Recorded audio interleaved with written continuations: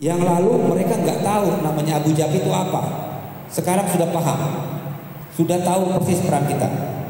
Sehingga kita Abu Jabi selalu dilibatkan terkait kebijakan-kebijakan yang berkait dengan ketenagakerjaan. Bahkan kita sudah mengajukan usul dan merupakan asosiasi pertama yang mengajukan usul untuk menyusun susu satpam, skala upah satpam. Ya, jadi nanti kalau susu satpam ini bisa terbentuk, yang bulan tahun lalu kita dibiayai oleh Kemenaker untuk melakukan bimtek tentang penyusunan susu satpam ini. Jadi gaji satpam nanti akan ditentukan oleh remunerasinya akan ditentukan oleh susu satpam ini. Sekarang mungkin dalam bulan April ini ada bimtek kedua. Kita difasilitasi, ya, disediakan 50 slot bagi para HRD UJP. Yang lalu juga demikian di Bogor, dikasih penginapan, dikasih uang saku untuk belajar mengenai susu satpam. Sehingga BPP Abu Jabi sudah punya tim kerja untuk menyusun susu satpam ini. Jadi nanti nanti tentunya kalau susu satpam sudah terbentuk, di mana gaji security ini nanti tidak main-main, ya, minimal 20% di atas UMP yang berlaku. Ya, nanti ada lagi disusun berdasarkan klaster dari sisi resikonya, klaster industri.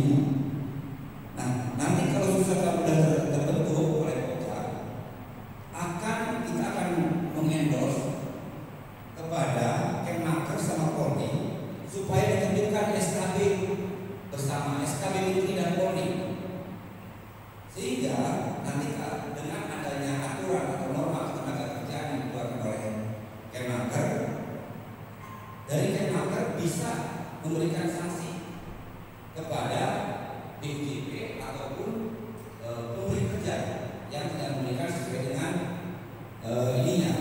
susu satpamnya. Nah, setelah itu ini harus bekerja sama dengan para pemberi kerja.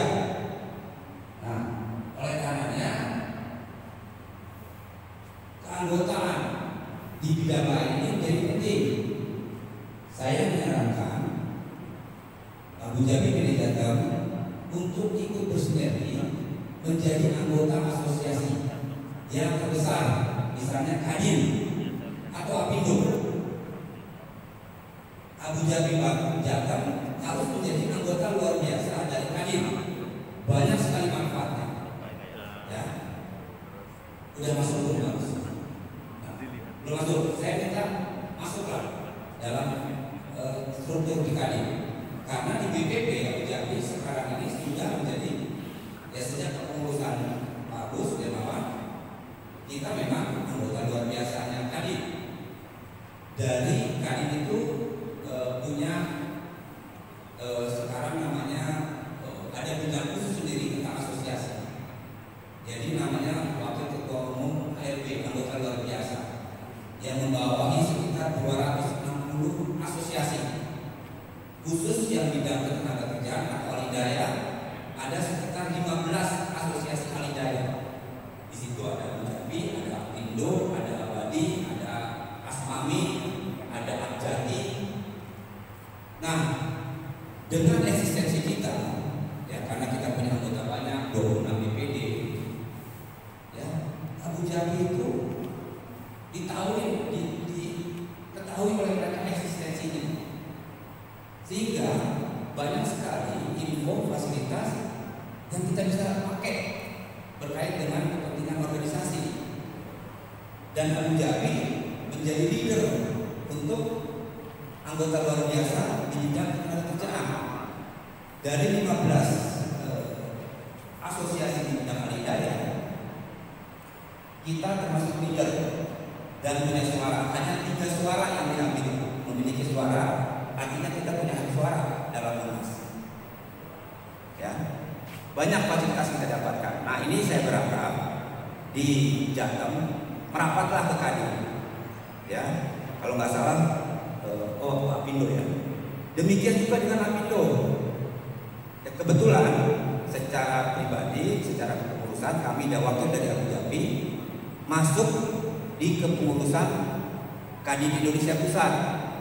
Jadi ketum Agus Darmawan sebagai ketua kontak bidang KHI dan Jamsos. KHI ini kebijakan hukum industrial dan jaminan sosial. Siapa yang terkait adalah Kemenaker, BPJS, tenaga kerja, kesehatan. Jadi saya Abu Dhabi kalau mau masuk ke BPJS, kesehatan tenaga kerja atau Kemenaker sangat gampang sekali. Ya. Nah, jadi demikian juga dengan Apindo. Apindo juga demikian. Saya ketua, wakil ketua, sang bendahara masuk dalam kepengurusan Apindo Pusat. Ya. Sehingga ini juga menjadi kepolisian di Apindo. Abu Dhabi sudah dikenal. Ya. Nah, inilah kita manfaatkan kebetulan wakil ketua umum Kadin Indonesia Pak Adi Mahfud, mantan ketua GPB, diunduh sana sebagai wakil ketuanya Pak Arsya, ketua Kadin. Ya. Nah, kita masuk, jadi Pak Adi masuk dalam wakil ketua umum bidang pekerjaan. Di Apindo pun demikian. Jadi banyak sekali karena di Apindo itu nanti karena biar bagaimanapun semua pemberi kerja yang memberikan kerjaan kepada kita adanya di Apindo. Nah, sehingga dalam mensosialisasi apa itu menjadi sangat mudah kalau kita nanti sudah jalan. Nah, itu terkait sama bidang penguatan di kelembagaan asosiasi. Yang kedua adalah penguatan SDM. Nah, jadi penguatan SDM juga perlu kita melakukan peningkatan kompetensi pelaku BUJP dan profesi satpam. Nah, ini ada standarisasi GAM, siapa stakeholdernya, Polri sama PNSP, optimalisasi BUJP Diklat, kemudian kompetensi GP di MPU, kemudian Abu Dhabi Learning Center. Nah, kita juga sekarang sudah mengajukan izin kepada Kakorimas untuk mendirikan RSP Abu Dhabi. Oh, silakan. Ini kebetulan waktunya sudah break. Kalau mau dengar sambil dengar minum kopi, monggo silakan ya, monggo silakan. Kemudian ya kita lagi menyusun untuk mengajukan untuk bentuk RSP 3. Ya, RSP 3. Dan kita sudah mengajukan kepada RSP Polri untuk pendidikan asesor. Kita sudah minta slot buat 50 orang. Siapa pesertanya? Para BUJP. Ya, yang ini kita minta slot dan sudah kita mengajukan suratnya. Sebentar lagi kita akan melakukan pelatihan asesor buat para wakil-wakil dari BUJP. Monggo, nanti ini juga akan berbayar. Jadi dananya dana swadaya. Nah, kemudian itu program dari penguatan SDM sudah berjalan benar. Kemudian yang terakhir peraturan dan perundangan industrial security, bagaimana kita menguatkan dan menyelaraskan peraturan industrial security. Misalnya ya kita mengawal yang namanya THR keluar terkait sama bisnis kita, kemudian revisi Perpol ya, seperti Bapak tahu Perpol mau diubah ya, sekarang sedang digodok. Kalau nggak salah masih ada di di Kumham ya, karena nanti ini akan berubah juga dari terkait dengan ketentuan-ketentuan seragam dan lain-lain. Dan kita diikutkan. Kemudian rencana pembentukan Perpol BUJP. Nah, ini juga menjadi agenda penting. Ini nggak boleh meleng ya, karena sudah banyak artinya yang nusuk-nusuk ya terkait dengan Perpol ini. Nah, kalau kita meleng sedikit nanti malah memberatkan kita sebagai pelaku usaha. Nah, kemudian pembentukan SKB Menteri yang khusus satpam. Nah, ini stakeholdernya Polri, Kemenaker ya. Ujung-ujung barangkali ini juga masih panjang, ada peraturan pemerintah mengenai industrial security. Nah, ini program besar dari BPP Abu Dhabi. Nah, kalau tidak ditindaklanjuti oleh BPD akan sia-sia. Kira-kira demikian. Nah, sekarang organisasi secara internal dan PO tadi nanti saya serahkan kepada Pak Agus Sujanarko.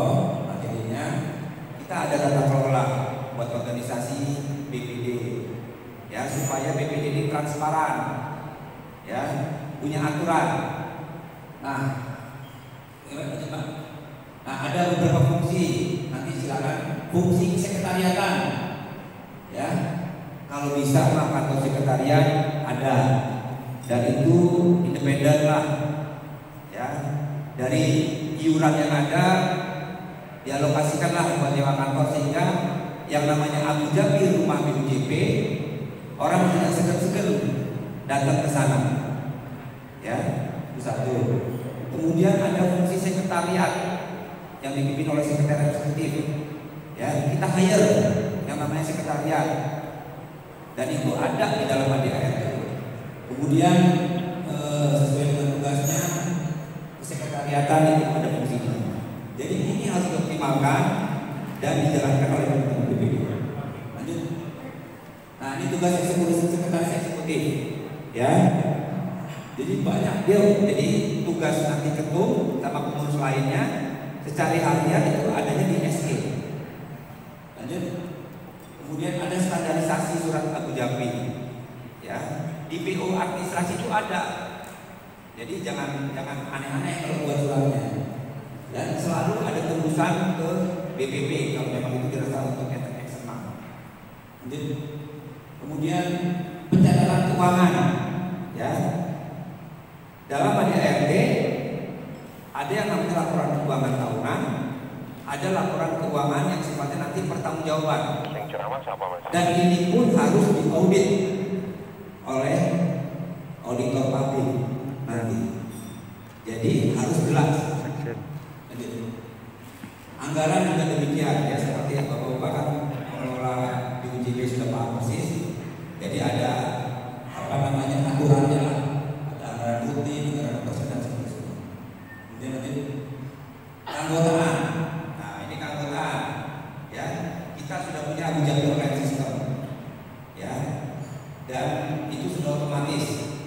Nah, mari teman-teman BPD menyosialisasikan ini, dan itu ada fungsi sekretariat operator yang harus mengupdate, ya, terhadap keanggotaan ini sesuai dengan PO keanggotaan dan sesuai dengan Munas ADART Munas.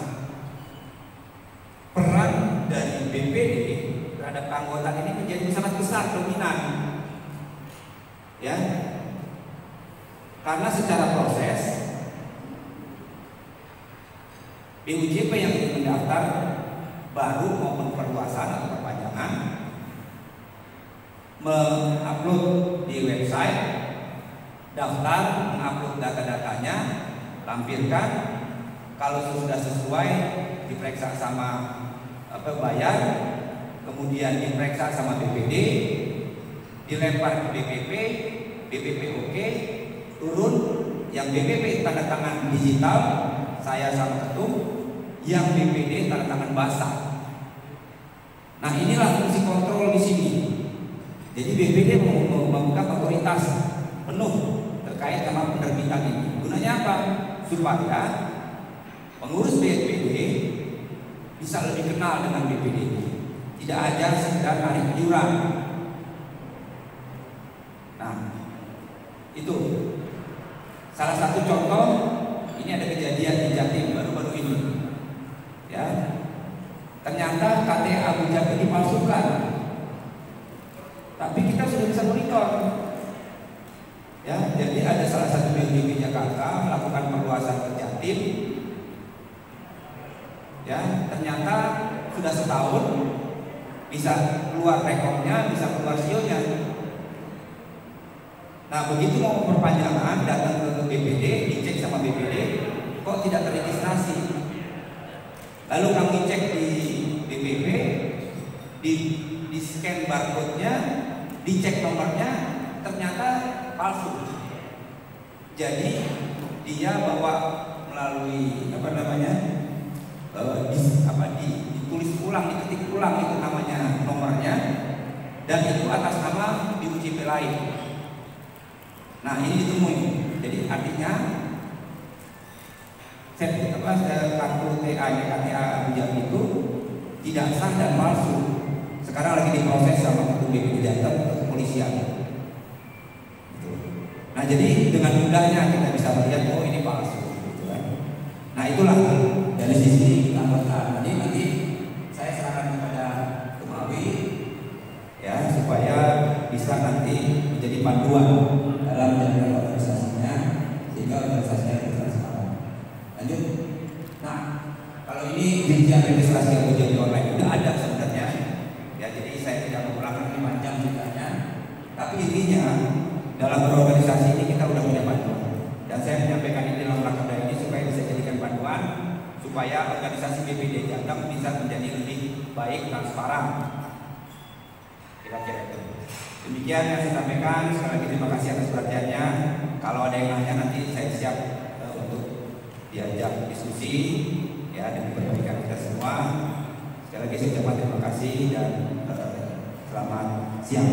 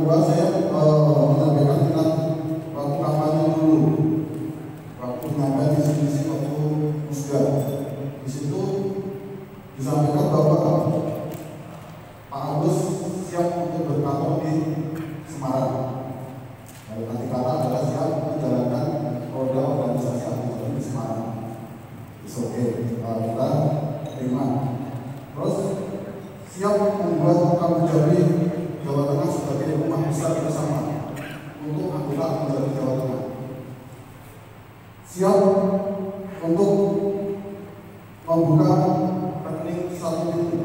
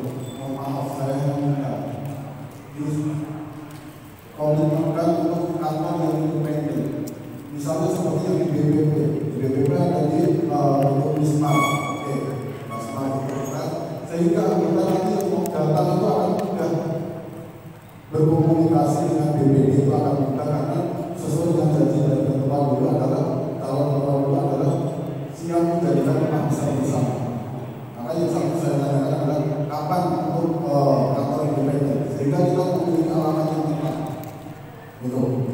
Yang kedua, membentuk kepengurusan sesuai dengan ADART. Saya sudah sering menyampaikan kepada Pak Ketua waktu saya masih aktif, Pak Ketua mohon dilakukan PAW untuk pengurus yang bukan sesuai ADART. Karena di dalam ADART tersebut di pasal 10 persyaratan pengurus di situ adalah syarat umum pengurus terdiri dari WNI, sehat jasmani dan rohani, tidak sedang dalam proses hukum, tidak sedang menjadi ketua umum asosiasi sejenis. Syarat khususnya salah satunya adalah direksi komisaris BPJP anggota APJP aktif. Di situ di pasal 10 tentang persyaratan kepengurusan. Jadi mohon untuk Pak Ketum dengan janji yang disampaikan waktu kampanye tersebut, di sini saya hanya menilai dari 5 yang saya jadikan dasar catatan yang sudah terlaksana adalah 1, membuka rekening BPP. Tapi yang kantor sekretariat rumah besar bersama anggota menjadi siap bertanggung sekarang memberi pengurusan ADART belum terlaksana. Ini sudah 3 tahun lalu, mohon maaf itu sudah tahun 3 dalam pengurusan dalam menjadi Jawa Tengah. Apabila ada kesulitan apapun dalam pembentukan pengurusan, mohon digunakan. Di situ ada dewan pembina dan dewan penasehat. Paling tidak dioptimalkan dewan pembina dan dewan penasehat sehingga pengurus yang dibentuk benar-benar adalah orang yang komit seperti itu. Saya hanya ingin bertanya, kapan tinggal beberapa lagi, kapan ini akan dilaksanakan? Kapan sekretariat yang dibentuk sebagai rumah besar bersama siap berangkat ke Semarang membentuk pengurusan ADART? Kapan akan dilaksanakan? Apabila kita tidak sanggup, disampaikan aja. Apabila kita masih sanggup, monggo. Apabila kita tidak sanggup, ya kita adakan sesuai dengan ADART. Di sini ada musyawarah atau bagaimana? Monggo dari rekan-rekan nanti suara dari rekan-rekan bagaimana? Kalau memang keluar tidak sanggup memenuhi yang sudah disampaikan dalam janji-janji. Terima kasih Pak Sekjen. Terima kasih.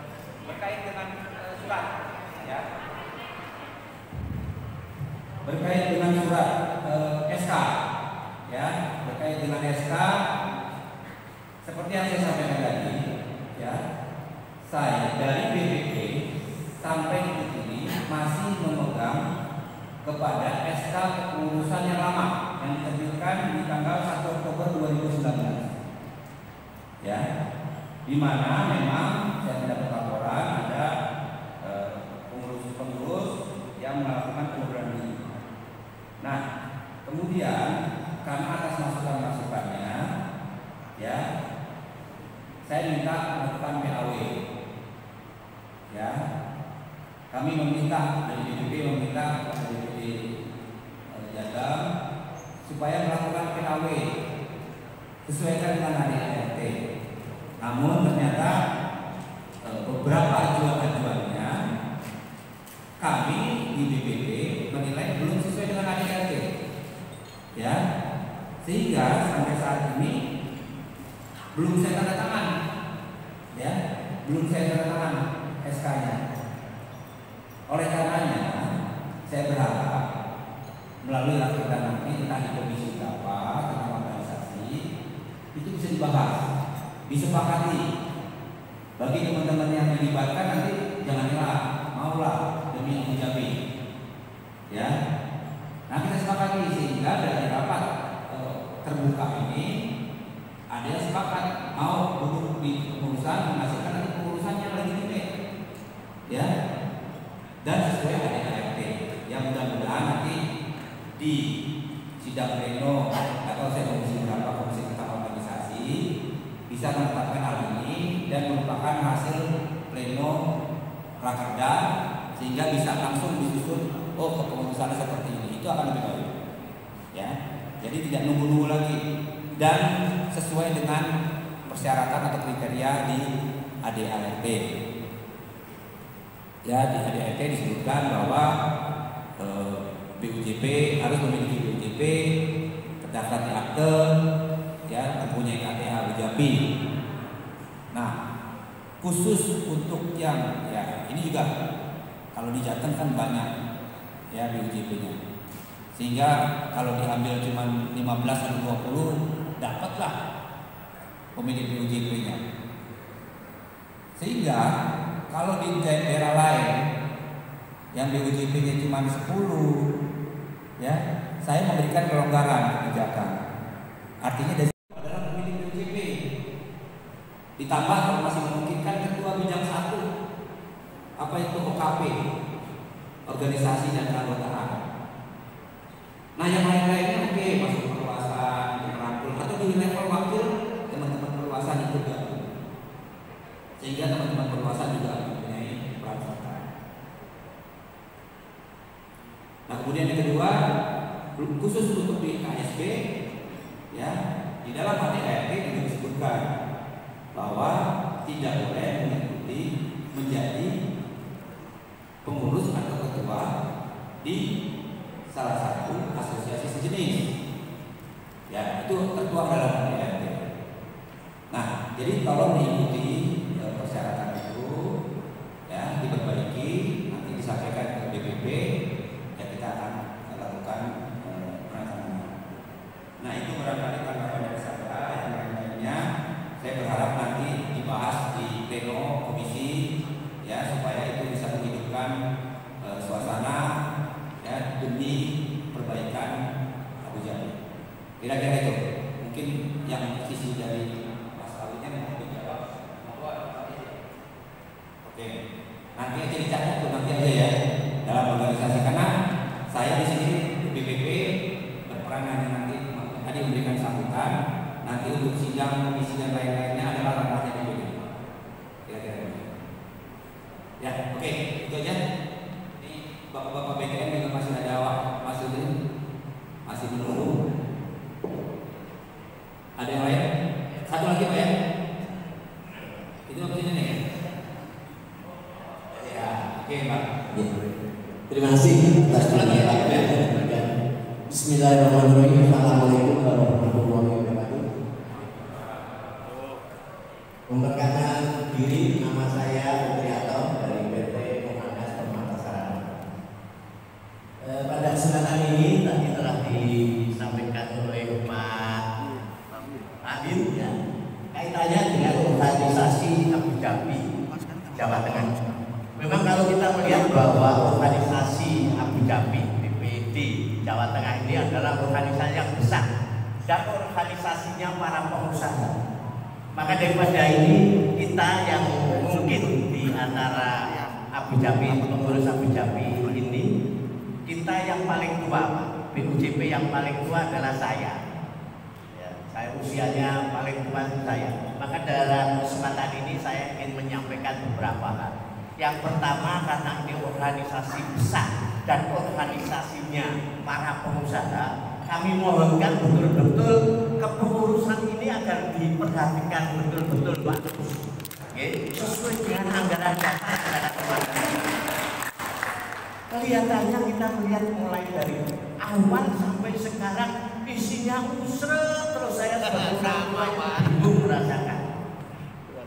Dikarenakan apa?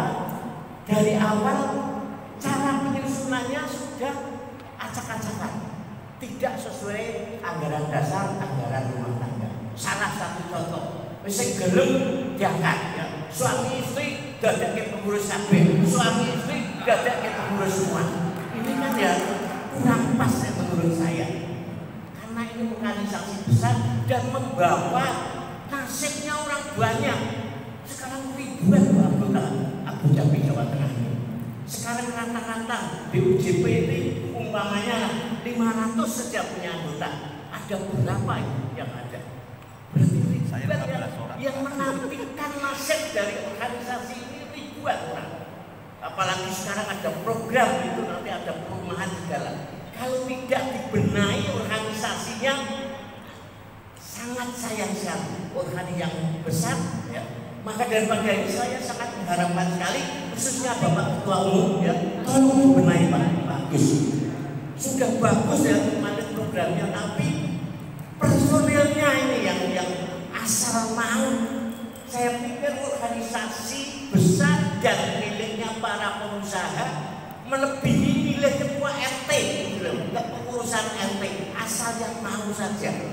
Ini yang saya sangat prihatin sekali. Alasannya apa kok ini yang mau Pak? Waduh, ini repot. Kalau mengurus organisasi besar asal yang mau. Kemudian yang kedua, saya juga menghimbau kepada para BUJP, pimpinan BUJP yang ada, khususnya pada kesempatan siang hari ini. Saya sangat mengharapkan ini dari kita untuk kita. Mari kita bersama-sama. Kami mengharapkan ini jadi kepengurusan ini paling tidak ya direkturnya apa komisarisnya, sehingga kalau ada sesuatu bisa putuskan sekali. Jangan anggotanya ya ini nanti harus melaporkan dan segalanya. Untuk itu saya mengharapkan sekali pada Bapak Ketua BUJP yang hadir ini, mari kita bersama-sama. Ini dari kita untuk kita benahi bersama-sama. Ayo kita, termasuk saya sudah tua pun saya bersedia untuk sesuai dengan bidangnya, ayo bersama-sama supaya organisasi ini betul-betul maju ya, tidak usah terus. Ini dari awal sampai akhir sekarang ini masih usrot terus. Maka daripada ini sekali lagi saya mohon Bapak Ketua Umum untuk bisa dibenahi betul-betul ini, sehingga ke pelaksanaan kedepannya ini berjalan sesuai yang kita harapkan bersama, sehingga tidak terjadi keusahaan. Kemudian yang kedua, khusus ke Bapak Ketua Umum juga ini, kalau memutuskan sesuatu sebaiknya dimusyawarahkan dulu Pak Agus ya. Jangan kas sehingga ribut lagi. Penyebabnya apa? Tidak dimusyawarahkan. Ini sebetulnya itu sepele, tinggal ngomong ayo kumpul musyawarahkan, saya kira tidak ada masalah. Tapi jangan selalu diputuskan sendiri sehingga menimbulkan gejolak. Nah inilah yang sebetulnya perlu kita benahi bersama. Maka daripada ini sekali lagi saya mengharapkan khususnya para pimpinan BUJP yang ada, ayo bersama-sama kita sekuyung bersama untuk kebaikan daripada kepengurusan BUJP Jawa Tengah ini. Saya kira itu saja. Terima kasih. Wassalamualaikum warahmatullahi wabarakatuh. Terima kasih Pak Uri. Saya pikir masukan dari Pak Uri ini sudah merangkum semua yang ada di rasa dari BUJP. Betul ya kita itu ya. Nah oleh karena saya tadi catat nih, nanti setelah rapat saya akan tagih tentang susunan organisasi pengusaha. Seperti Pak Uji bilang tadi, ya ini organisasi pengusaha yang kalau bisa isinya para pengusaha, para BUJP. Kedua,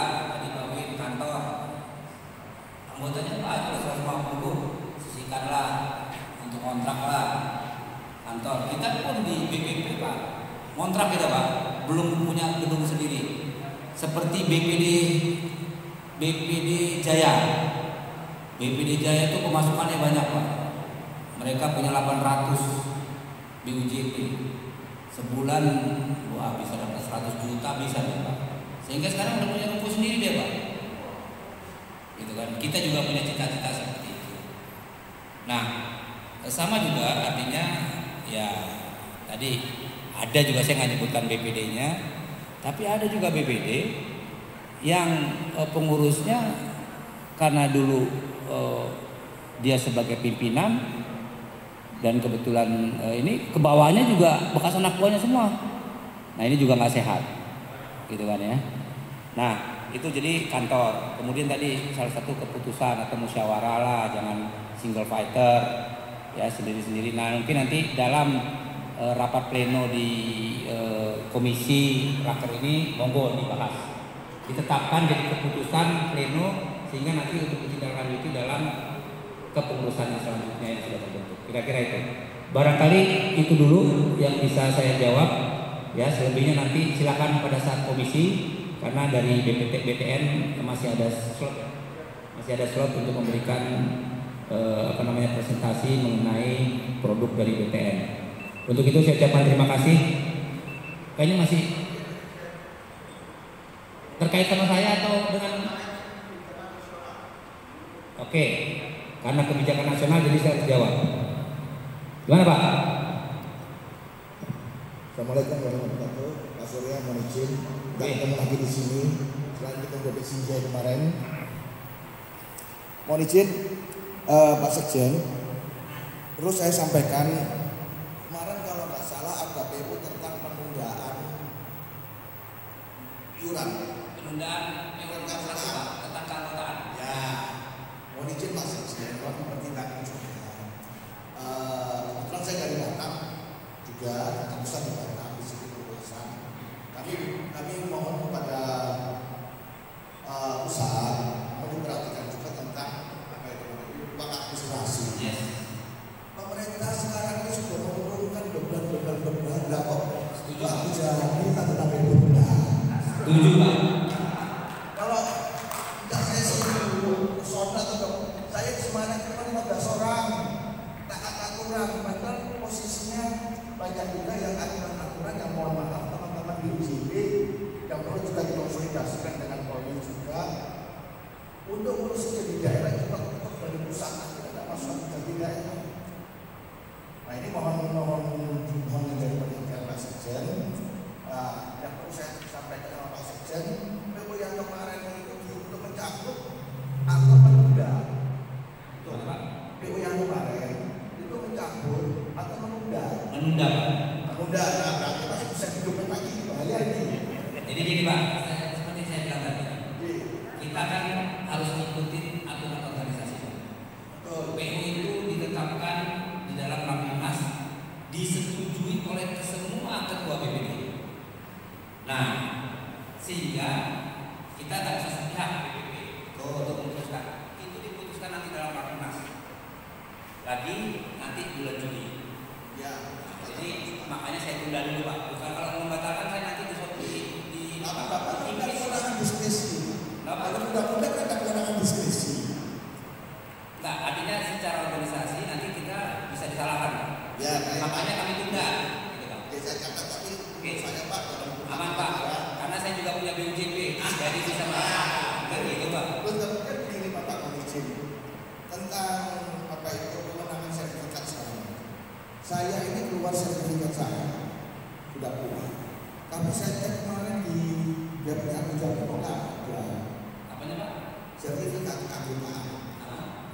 Saya sudah keluar, sudah bayar lunas. Tapi kemarin saya cek di website Ujung nama saya tidak ada. Bisa dikoordinasikan. Kalau sekarang lagi apa? Kalau sekarang lagi perbaikan. Jadi kalau bunyinya masih dalam perbaikan. Ya. Karena penundaan ini. Baik Pak, masih Pak Surya, katakan saya, tolong biaya administrasi itu jangan kerja dihilangkan Pak. Karena berarti di Batam Bapak tahu sendiri kan 7 juta kantor luas. Jadi saya tambahin Pak ya. Siap. Jadi memang tim Pokja dalam menyusun PU itu ya sudah sempat berdiskusi Pak. Ya, karena sebelum ada PU, beberapa BPD itu melakukan kebijakan sendiri-sendiri Pak berkait dengan pungutan. Biaya administrasi ya oke lah kalau cuma sedikit gitu ya. Dan biaya administrasi sebelum ada PU Pak mengecat 250.000. Kemudian ada BPD lain juga mengecat. Itu tanpa info ke kita Pak. Jadi semangat apa sendiri-sendiri lah. Nah yang paling hebat adalah dari BPD Kepri Pak, Batam. Ya, kami sudah lakukan pengukuran Pak. Itu mengenakan perluasan itu biayanya adalah 7,5 juta. Kan edan Pak. Nah, sehingga kami tegur. Lalu kami masukkan di PU yang baru ini kita sepakati, distandarisasi 2,5 juta. Nah, ini pun bukan harga mati kan Pak.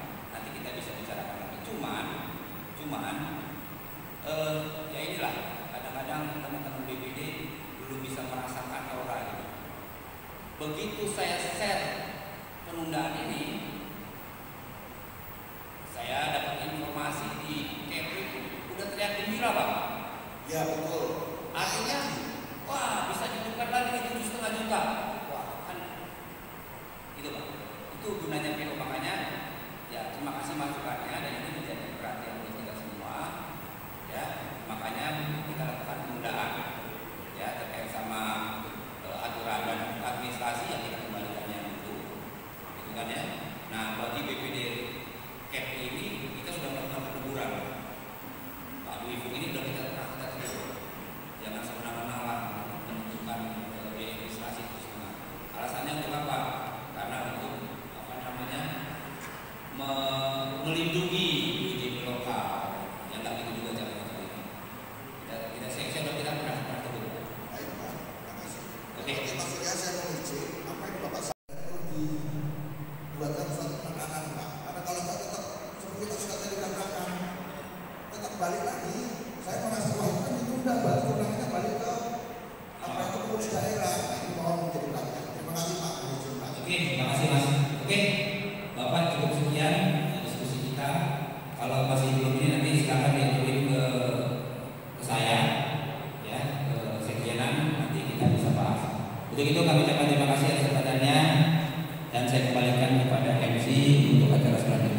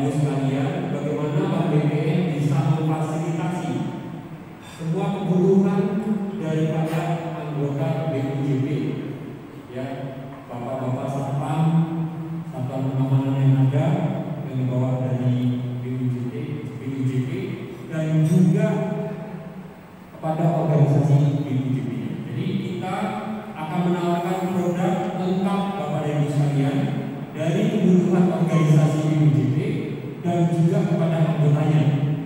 Nah, kami nanti akan menyampaikan untuk hal-hal apa saja yang bisa menjadi mendapat manfaat bagi organisasi dan juga bagi anggotanya. Silakan. Terlihat Bapak dan Ibu sekalian ya. Ya, kemudian kita akan menyampaikan untuk program kita sebut namanya yaitu BTN Solusi yang memberikan solusi kepada semua organisasi dan juga kepada khususnya kepada PJAPI pada kesempatan hari ini. Saya akan memperkenalkan dulu Bank BTN. Ini Bapak dan Ibu, kalau ada yang tahu nggak kira-kira Bank BTN itu apa ya? Ada yang tahu? Bank Tabungan Negara, bisnisnya apa Bu? Mungkin spesifik Bapak? KPR, ya, Bank KPR. Ada lagi yang lain?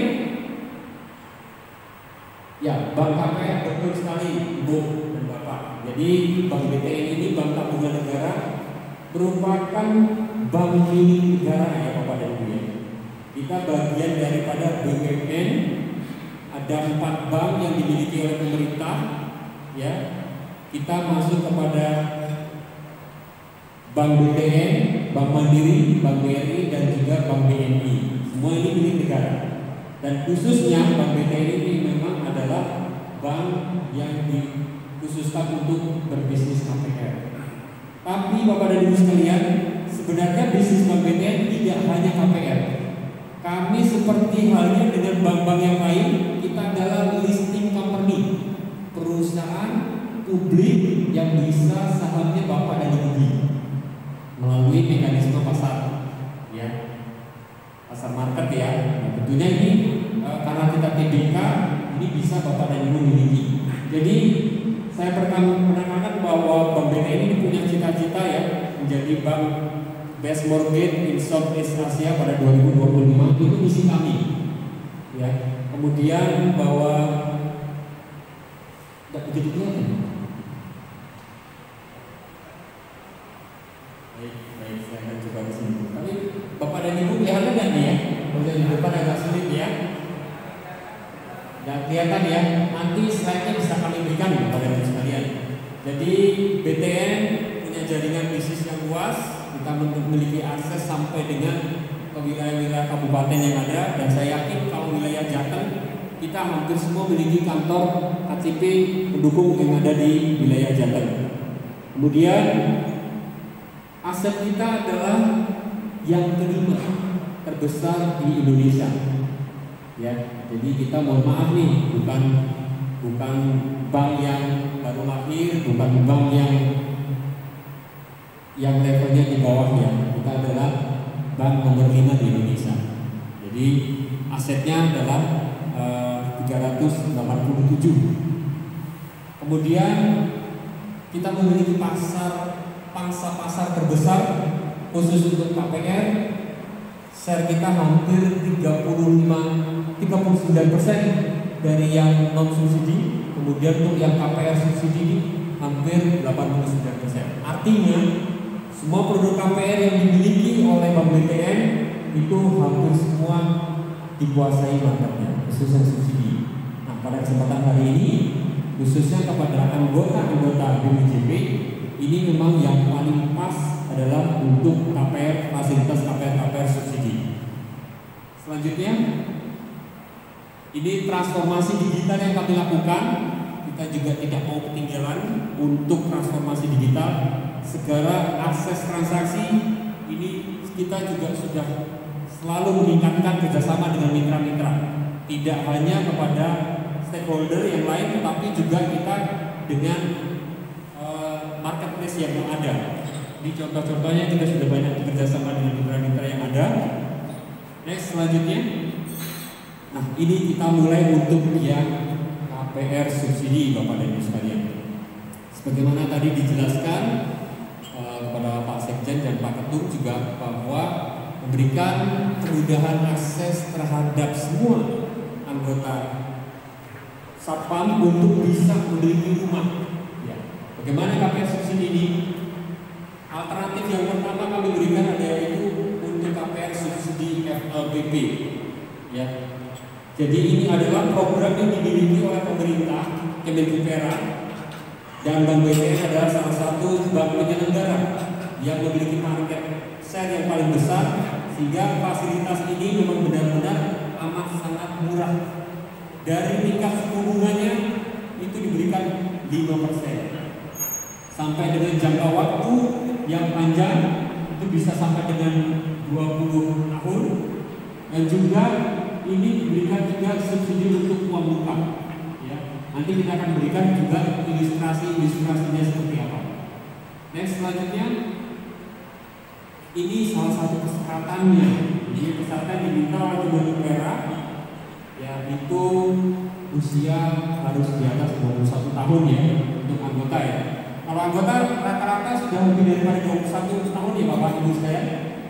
Tidak ada yang di bawah itu kan? Tidak ada ya, kebanyakan dari 21 tahun. Kemudian syarat yang kedua adalah belum memiliki rumah.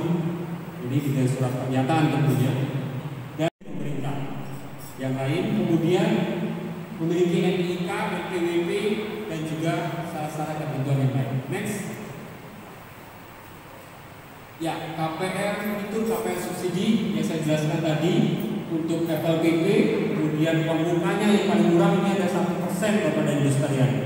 Jadi untuk SBUM-nya, bantuan untuk subsidi uang mukanya itu diberikan senilai 4 juta, dan bunganya tadi saya sampaikan 5% sampai dengan juta. Artinya 5% ini tidak berubah sampai dengan selesai kreditnya. Persyaratan akad tentunya. Nah ini juga kami Bank BTN ini sudah memiliki hampir banyak semua pengembang yang ada di Jateng. Hampir sebagian besar pengembang-pengembang sudah bekerja sama dengan Bank BTN. Ini syarat-syarat yang kami mengajak kepada semua pengembang bermitra untuk bisa menawarkan rumah-rumah yang benar-benar kami yakini sudah siap dan layak huni. Karena tidak mungkin kami memberikan KPR, rumahnya tidak ada, rumahnya tidak jadi, baru jadi sebagian, ya. Kemudian sertifikat dokumen bermasalah, kalau itu tidak mungkin kita bisa lakukan untuk pemberian KPR. Jadi kepada pengembang-pengembang yang terpilih lah yang akan kami tawarkan kepada Bapak Ibu semua di wilayah-wilayah di mana Bapak dan Ibu berada. Jadi mungkin ada yang dari sekitar Kudus, kemudian ada yang dari Solo Tigo, kemudian ada yang di Ungaran dan wilayah-wilayah Kendal. Ini harap menjadi catatan bahwa pengembang-pengembang yang ada tersebut dipastikan apakah sudah bekerja sama dengan Bank BTN. Ya, karena ada beberapa juga yang belum bekerja sama. Tapi saya yakin bahwa hampir sebagian besar sudah bekerja sama dengan Bank BTN. Selanjutnya, ini ilustrasi saja, simulasi ya kepada semua anggota Satpam nanti supaya Bapak dan Ibu dapat menjelaskan juga berapa sih sebenarnya angsurannya, ya berapa sih sebenarnya angsuran ini yang menjadi pertimbangan bagi anggota untuk bisa mampu mencicil setiap bulannya. Ilustrasi yang saya sampaikan itu tidak sampai dengan 1 juta, 915.000 untuk jangka waktu sampai dengan 20 tahun. Ya, kemudian yang di sebelah kanan ini juga perbedaannya hanya di uang mukanya saja. Ada yang 5% dan 1%. Next, selanjutnya ini adalah fasilitas yang kami tawarkan juga untuk BTN Property, karena pengajuan KPR tidak hanya melalui offline kunjungan datang ke pengembang atau Bank BTN, tapi kami juga mempunyai website secara online. Ya, kita juga digitalisasi, bertransformasi ke arah-arah digital yang lebih bagus. Proses penggunaan BTN secara online ini, pengajuan KPR-nya ini akan lebih cepat, mempermudah proses dan mempercepat keputusan yang ada. Ini sudah dari beberapa konsumen yang menyampaikan bahwa ini akan mempermudah untuk Bapak dan Ibu sekalian. Sebagai contoh, mohon maaf, sekarang teknologi begitu cepat, ya mungkin pekerja Bapak dan Ibu tidak sempat datang kunjungan ke kantor, tidak sempat kunjungan ke office yang pengembang. Ini sangat membantu. Aksesibilitas yang dilakukan melalui notebook saja, di rumah saja, ini bisa dilakukan. Ini sebagaimana contoh. Kami pun beradaptasi demikian. Next, selanjutnya, ini contoh-contoh proyek yang sudah menjadi pilihan. Ada di Ngalian, ada di Boja, ada di Tembalang. Ini semua bisa digunakan untuk teman-teman sekalian fasilitas tersebut. Banyak sekali yang sudah bekerja sama, ya. Bapak dan Ibu sekalian, kalau saya tadi bicara mengenai KPR subsidi yang dari FLPP milik dari Kementerian, ya, kita juga melakukan kerjasama dengan BPJS/TK, yaitu programnya adalah MLT, manfaat layanan tambahan. Ini sama, tetapi perbedaannya dengan FLPP, kalau yang MLT ini plafon kreditnya tidak ditentukan, tapi mohon maaf, maksimum sampai dengan 500 juta. Ya, kalau yang subsidi tadi sudah ditentukan rumahnya, speknya, harganya, termasuk juga pendaftarannya. Ya, kalau itu memang yang dari pemerintah, dalam hal ini Kementerian atau namanya FLPP. Kalau MLT ini tidak. Batasan terhadap rumah maksimal sampai dengan 500 juta. Artinya Bapak dan Ibu Satpam bisa memulai rumah, saya nggak mau deh yang harga 150, 500, saya maunya harga 200, saya maunya harga 300, karena persyaratan-persyaratannya ini bisa menggunakan yang namanya belum MLT. Ya, ini adalah plafon maksimum sampai dengan 500 juta. Tingkat suku bunganya pun berbeda Bapak dan Ibu sekalian. Kalau tadi saya sampaikan untuk yang subsidi dari FLPP itu 5%, kalau ini tingkat suku bunganya adalah 7%. Dan sama jangka waktunya juga bisa lebih panjang. Selanjutnya, ya sebenarnya MLT ini lebih relevan juga kita kerjasama dengan BPJS/TK, tidak hanya untuk pembelian rumah baru, ya, tetapi juga ada yang untuk pinjaman uang muka perumahan. Nanti ada juga yang next selanjutnya untuk renovasi, ini juga bisa. Kemudian selanjutnya ada yang untuk konstruksi juga ada. Nah, jadi banyak sekali yang sudah kita kerjasamakan dengan BPJS/TK. Kami serahkan kembali kepada semua peserta Satpam, pilihannya antara menentukan untuk FLPP ataukah MLT. Dua-duanya kami bisa layani dengan baik. Ya, ini persyaratan-persyaratan tentunya berbeda ya dengan persyaratan yang ada di FLPP tadi. Untuk MLT ini, jadi yang bersangkutan harus sudah menjadi anggota BPJS/TK minimal 1 tahun. Nah, ini syaratnya seperti itu. Kemudian syarat-syarat yang lain tentunya ada rekomendasi dari BPJS/TK.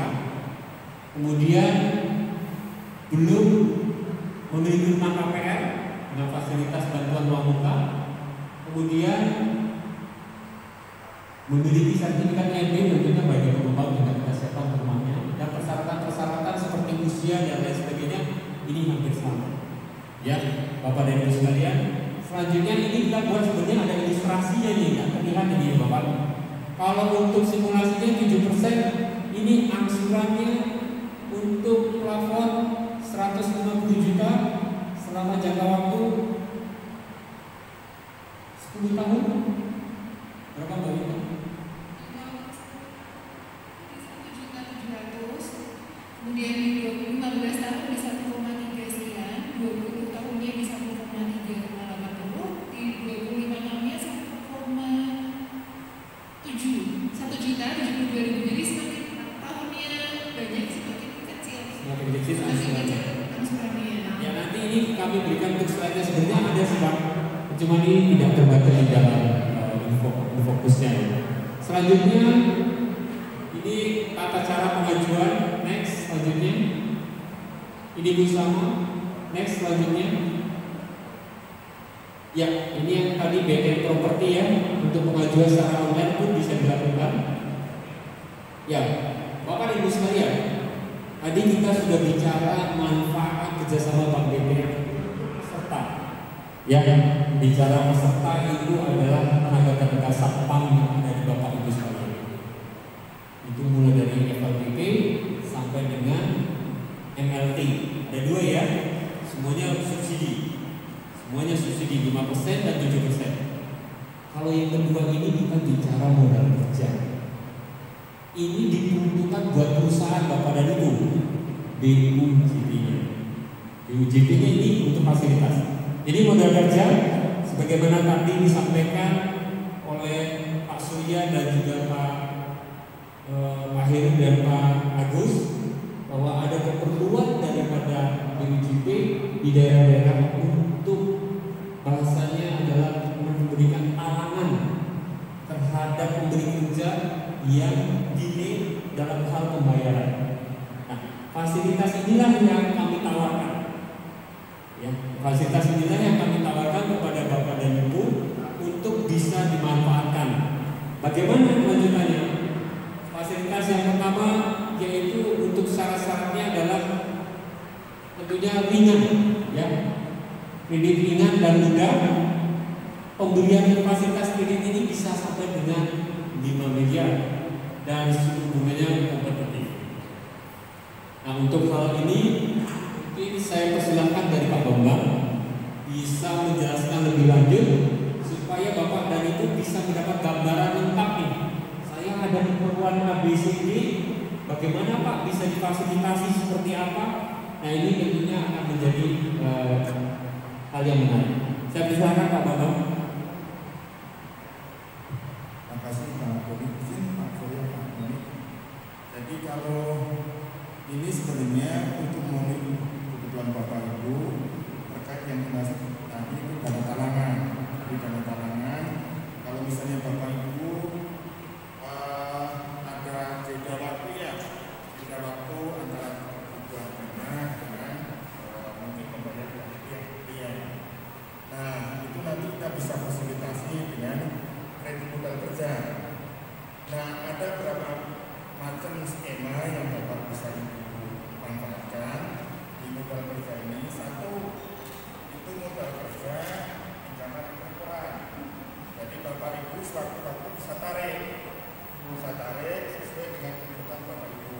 Jadi tidak sekedar dana talangan saja, tapi itu kebutuhan yang lain. Misalnya untuk apa ya, terus kemudian atau itu memang kebutuhan penggajian itu juga dimanfaatkan dan waktunya terserah Bapak Ibu sesuai dengan kebutuhan Bapak Ibu. Itu bisa memanfaatkan pinjaman temporer sewaktu-waktu Bapak bisa tarik. Nah, syaratnya sebenarnya ya, kalau untuk modal kerja ini syaratnya legalitas perusahaan, kemudian dengan laporan keuangan dan dengan dalam bentuk fixed asset. Nah, kemudian ada satu lagi modal kerja dengan surat perintah kerja. Jadi kalau Bapak Ibu punya invoice terus kemudian ada jangka waktu yang baru dibayar sama klien, sedangkan kebutuhan Bapak Ibu mendesak, itu bisa dijaminkan kita dengan dasar itu, dengan dasar surat perintah kerja, surat kerjasama dengan klien atau invoice, silakan, itu bisa dimanfaatkan. Nah, besarnya kebutuhan, besarnya yang bisa kita berikan itu maksimal 80% dari surat perintah kerja. Jadi maksimal 80%. Misalnya kebutuhannya 5 miliar, berarti kita bisa berikan 4 miliar, misalnya seperti itu. Agunannya bisa terdiri dua macam, sebagian fixed asset, sebagian surat perintah kerja itu bisa diberikan. Nah, jangka waktunya nanti juga bisa diatur. Atau kalau misalnya Bapak Ibu punya surat perintah kerjanya dari banyak perusahaan, kita bisa berikan plafon berapa. Jadi nanti itu yang bisa Bapak manfaatkan selama misalnya setahun. Nah, kemudian nanti dicairkan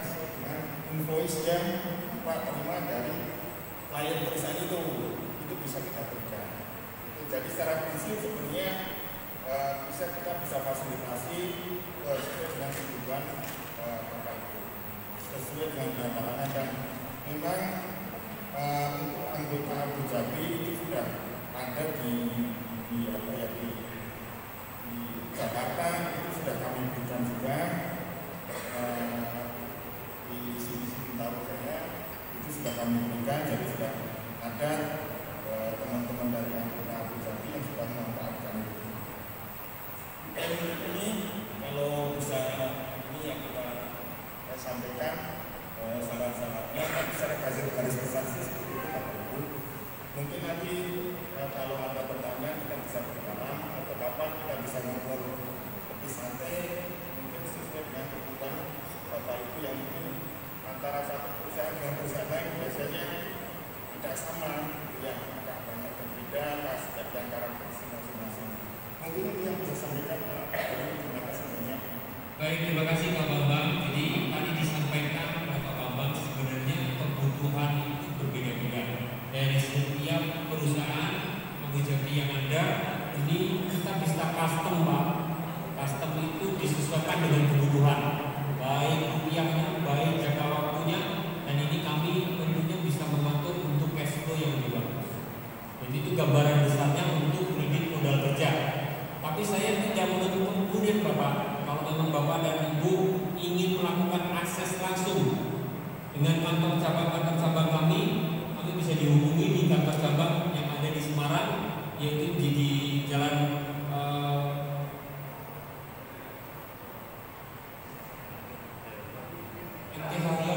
Perongan Bapak ya. Saya ingat ini pasar Perongan, pasar Perongan itu ada Bapak Deden. Kemudian juga nanti dengan link KCP yang lain pun bisa. Ya. Saya lanjutkan untuk presentasi misalnya. Ini simulasinya. Ya. Kemudian yang lain.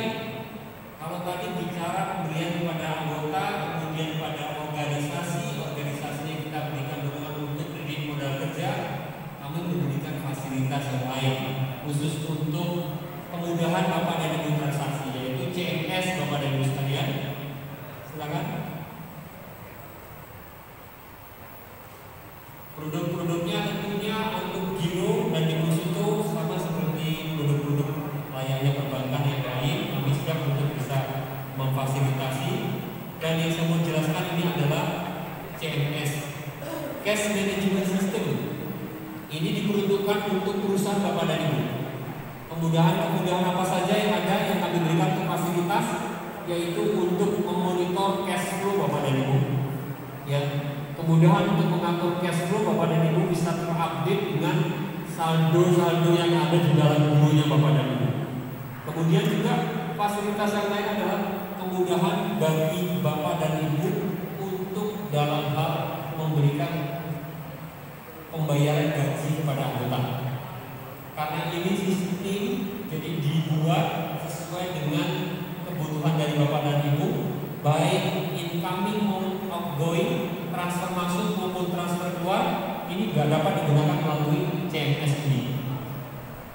Jadi kalau untuk transfer yang keluar setiap bulan Bapak dan Ibu punya kewajiban terhadap semua anggota. Anggota satpam 100 orang ya. Ini kita fasilitasi dengan CMS ini secara waktu dan schedule ini dengan mudah bisa dilakukan oleh Bapak dan Ibu.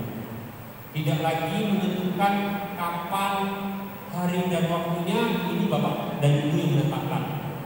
Kalau memang kontraknya untuk pembayaran kepada satpam sejumlah 100 ataupun berapa satpam yang ada, Bapak dan Ibu tidak tinggal hanya perlu menentukan waktunya saja. Setiap tanggal 1 biasanya kalau gajian tanggal berapa Pak? Itu satpam Pak? Tanggal 1, betul ya? Nah, CMS ini bisa mengatur secara periodik bulanan Pak. Setiap tanggal 1 Bapak dan Ibu bisa mengatur untuk CMS ini melakukan pembayaran. Jadi tidak ada lagi pembayaran melalui tunai. Dan tanggal 1 mau tanggal 1 merah mau tanggal 1 hitam secara sistem membaca. Jadi kalau pas tanggal 1 pas Idul Fitri, ya tetap dilakukan pembayaran. Atau pas tanggal 1 misalkan ada hari besar ABC yang kantor tutup, kantor bank tutup, kantor yang lain tutup, sistem tidak membaca itu. Sistem hanya membaca bahwa tanggal 1 dia harus dibayarkan. Jadi kemudian fasilitas ini yang bisa dipergunakan. Ya, ini kita bentuk dalam CMS dan Bapak bisa akses, tidak harus ke office. Kita berikan pengamanan dalam bentuk 3, maker, checker, dan approval. Ini Bapak bisa set ke bendahara A, kemudian kepada pejabat A, kepada pejabat